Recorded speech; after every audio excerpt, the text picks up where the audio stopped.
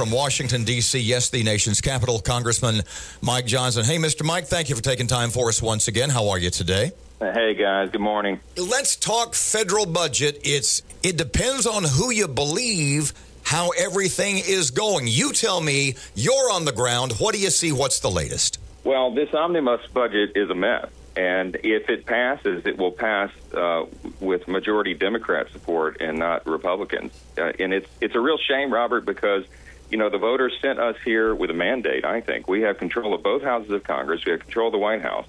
And we're not doing the job yet that the people sent us here to do. It's very, very frustrating for a conservative like me, who's a freshman member of Congress, to not have an active role in something as large as the budget. They issued literally yesterday, while we were on the flight headed to Washington, they released a 1,600-page omnibus budget bill.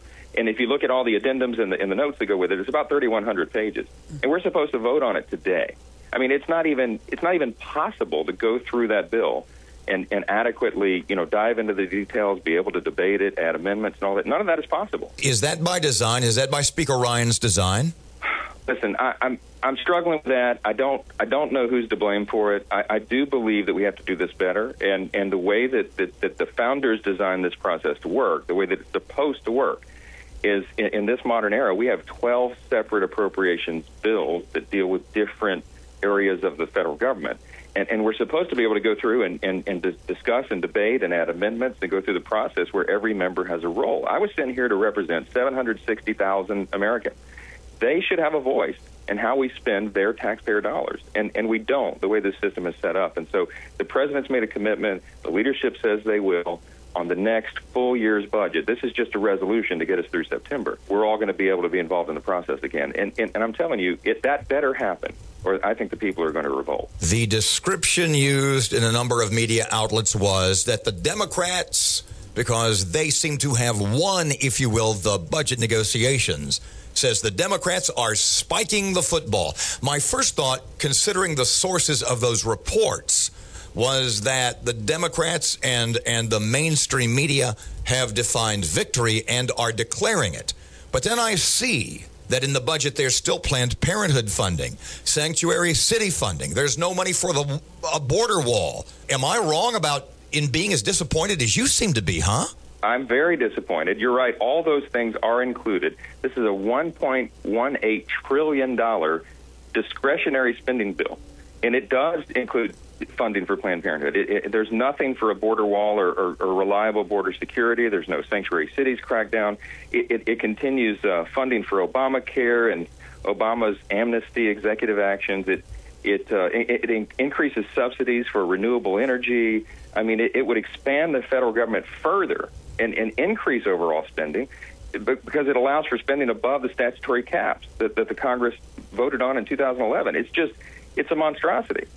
I think the blame does fall at the feet of leadership on this one. I mean, there's a better way to do government, and we have got to demand that happens because this is not.